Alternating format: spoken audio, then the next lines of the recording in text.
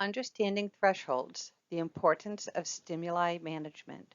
Karen Peek, Westwind Dog Training. Let's start with some definitions. Stimulus, something in the environment that evokes a response. This can be a sight, smell, sound, feeling, or event. The temperature drops, you shiver, you get a sweater. The room you are in gets loud, you cover your ears. Threshold. Absolute threshold can be defined as the smallest level of a stimulus needed to evoke a response. In behavior, we may define threshold as the point where behavior changes and begins to fall apart. Your goofy dog sees a person across the street and drags you over so he can jump on the person. Your fearful dog snarls and snaps at an approaching child who has gotten too close. Imagine a doorway. The stimulus is on one side of the door and the dog on the other. If the dog is far enough away from the door, she can manage the stimulus. As we get closer to the door, the dog begins to approach her threshold and starts to show signs she may react in ways we do not want if we keep approaching the door. Once we cross the threshold, the dog is reacting in ways we do not want. Sometimes we hear the term below threshold. For the term below threshold, imagine a line. If my dog is below that line, it is the same as being on the other side of the door. The closer he gets to the line, the harder it will be to manage the stimulus. Once the dog is over the line, he is above threshold.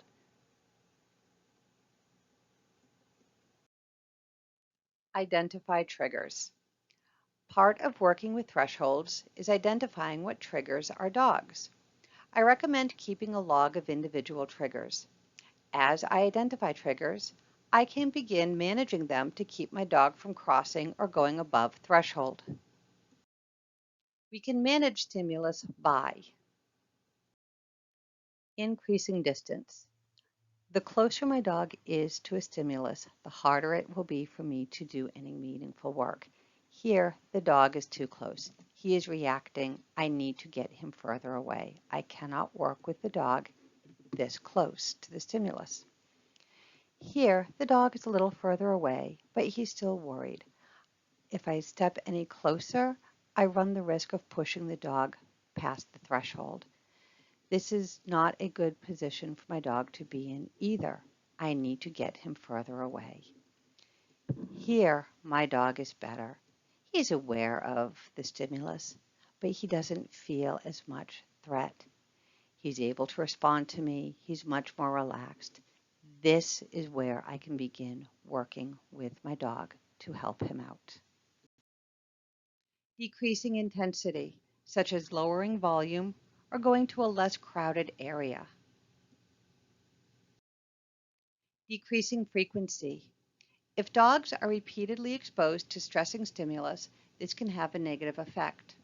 We do not want to flood them, sometimes called saturation, with things. Some dogs may stop responding. They're not better. They may be shut down. Later, the dog may react even worse to the stimulus. Giving dogs a chance to recover between stimuli is important. It is often better to go slower than to go faster. Determining when your dog is nearing the threshold. This is done by observing body language. We need to be alert to the subtle signals our dogs are getting close to that threshold and respond accordingly. A few things to look for are signs your dog is crossing or has crossed that threshold. Ears pinned back, whale eye, eyes wide, white showing. Face tense, body tense, panting when not hot, hypervigilance, think a cheerleader in a slasher movie. Pausing or freezing, leaning away, tail lowered and maybe tucked under, unresponsive, refusing food, yawning when not tired. The dog in the picture has crossed the threshold and is not in a position to be worked with. It is best to get him out of the situation and help him feel safer. Dogs approaching or going over threshold are not always scared. Overexcited dogs can be over threshold. Think about jumping, pulling towards things he wants to see, getting the zoomies. See the picture of this dog. He is running crazily through the field. He might be highly distracted. unresponsive, have no self-control. Not all dogs over threshold will be barking and lunging or trying to escape. Some dogs may freeze and become shut down. Dogs who are over threshold will not be in a mental position to learn. Punishment will make things worse. The best thing to do is calmly get the dog out of the situation and away from the stimulus, or move the stimulus away from the dog. I want my dog to be aware the stimulus is present, but not worried about the stimulus. I look for soft features, loose, relaxed mouth, ears up but not pitched forward. If your dog has droopy ears, look at the base of the ear where it meets the skull. Is the base of the ear pitched forward in a nice neutral position or pulled back? The body is not tense. The tail is lower than the spine. If your dog has a curled tail, look at the base of the tail and how it is held. The tail is not tucked under. The dog just looks loose and calm. Also look at the eyes. They are nice, almond-shaped and relaxed. When a dog is past threshold, we cannot teach him to behave differently. Punishing the dog can worsen things or cause the dog to stop showing signs he is stressing. No matter what we do at this point, we need to stop and get our dogs away from the stimuli. I cannot repeat this enough. Always remember, the dog determines the thresholds. The dog determines the comfort level and how much will be tolerated.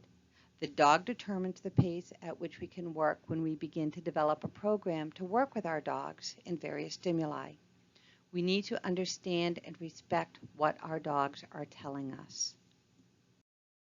Once we understand thresholds and how to keep our dogs under threshold, we put them in a better mental position to begin work.